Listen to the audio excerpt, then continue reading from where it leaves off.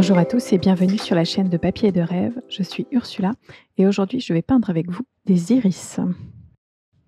Pour cette version des iris, je vais faire quelque chose de très très simple, pas d'arrière-plan, quelque chose d'assez graphique aussi parce que, les fleurs sont faites en quelques coups de pinceau et les feuilles aussi, et vous allez voir ça rend extrêmement bien. Je suis vraiment très contente de cette aquarelle.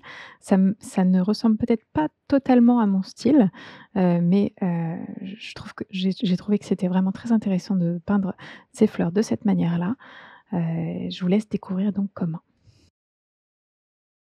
Je commence cette aquarelle par, peindre les fleurs et pour ça j'utilise un mélange de couleurs pour créer un violet un peu particulier. J'ai choisi d'utiliser le bleu d'Indentrène et la lizarine, cramoisi permanent, tout simplement parce que ça me permet d'obtenir un violet un petit peu éteint et assez intéressant. Je sais, vous allez voir sur mon image de référence que le violet de ces iris est beaucoup plus intense, beaucoup plus, flashy, et beaucoup plus lumineux, mais je sais aussi que c'est une couleur que je n'arrive pas à reproduire à l'aquarelle et donc j'ai voulu essayer un petit peu avec les couleurs qui me faisaient plaisir dans ma palette et donc j'ai choisi ces 2 là et vous allez voir que vers la fin, j'ajouterai encore une autre couleur ou peut-être même 2.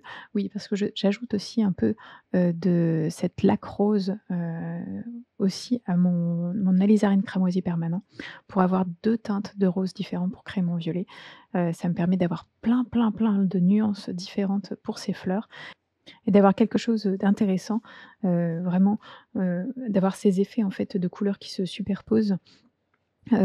Comme on le voit en fait dans la réalité puisque c'est des fleurs qui ont, des pétales qui se superposent avec de la lumière qui traverse. Donc on a plein de couleurs différentes et c'est un peu, ce que j'ai essayé de reproduire et la façon dont j'utilise mon pinceau va aussi m'aider à créer ça. Vous voyez que, j'essaye d'utiliser vraiment toutes, les capacités de mon pinceau, aux endroits où j'appuie énormément sur le papier, il y a très peu de couleur qui va se déposer. Quand je relève mon pinceau, il y a une grosse goutte de couleur qui va se déposer sur le papier et donc du coup, on va avoir des couleurs un peu plus claires et d'autres un peu plus foncées à certains endroits, selon, l'utilisation de mon pinceau et ça va m'aider à créer aussi toute la texture de ces fleurs et pour une fois, je ne floute pas. Je vous laisse réfléchir à ça. Pour une fois, je ne viens pas tout flouter avec beaucoup d'eau.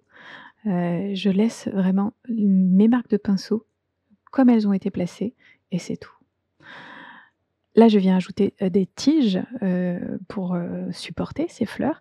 J'ai créé, un verre avec, il me semble, le bleu d'Indentrène et la laque jaune.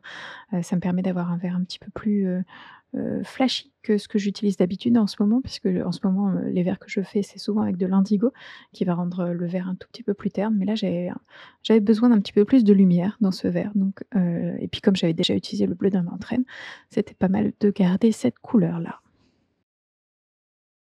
Et à nouveau, j'essaie d'utiliser mon pinceau au maximum. J'essaie de faire des traits très fins en appuyant vraiment très, très légèrement sur mon pinceau et aussi de faire des traits un petit peu plus, larges pour signifier les boutons de ces iris en appuyant mon pinceau, en utilisant tout le corps du pinceau.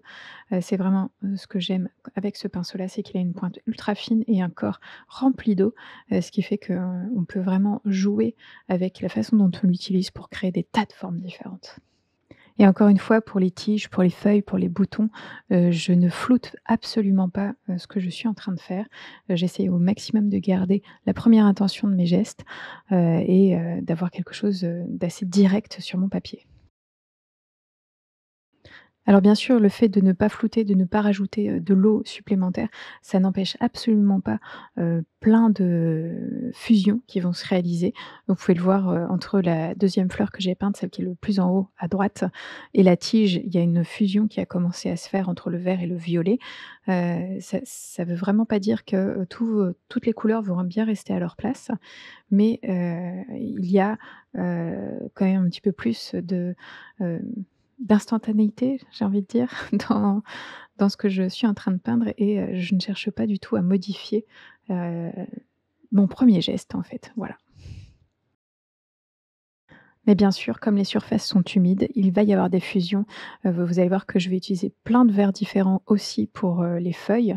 Par moment, ça va être un vert qui aura un petit peu plus de laque jaune et par moment, ce sera un vert qui aura, cette, couleur, gris océan, que j'aime beaucoup.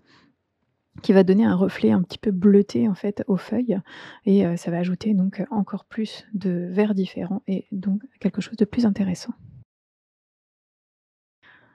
Alors j'ai indiqué que cette vidéo faisait partie de la catégorie facile, et vous savez qu'en ce moment je fais à peu près que des aquarelles faciles parce que je n'ai pas forcément le temps de faire des choses plus compliquées et que j'ai souvent, Chloé à côté de moi et donc il faut que ce soit rapide et facile pour moi aussi de peindre. Mais peut-être que cette aquarelle serait peut-être un petit peu mieux dans les moyens ou difficiles parce que même si il est vrai qu'elle est facile, elle demande pas mal d'expérience, je pense, pour réaliser, ces fleurs et surtout, elle demande de ne pas avoir peur de se lancer. À ce stade de mon aquarelle, c'est pratiquement terminé, on va pas se le cacher. C'est très rapide à faire ce genre d'aquarelle. Ça demande beaucoup d'expérience, mais c'est rapide, au final, la seule chose que j'ai envie de rajouter, en fait, c'est, un peu plus de contraste à certains endroits. Donc je concentre un petit peu plus mes couleurs. J'ai, heu, plus de pigments, un peu moins d'eau sur mon pinceau, pour pouvoir ajouter un peu toutes ces couleurs plus foncées qui vont donner un petit peu plus, de volume en fait à tout ça. J'essaye aussi quand même de rester assez libre et assez floue. Je veux pas rentrer trop dans le détail non plus, mais tout le temps, tout le temps, tout le temps, j'évite de, fondre ce que je suis en train de faire. J'évite, de rajouter de l'eau pour tout flouter comme j'ai l'habitude de faire.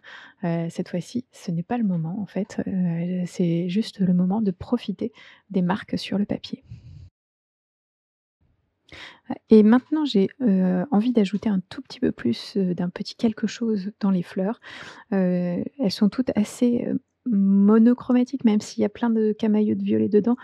Il y a quelque chose d'un petit peu trop uniforme et vous allez voir, je suis en train d'utiliser du bleu outremer avec, de la laque rose ensemble.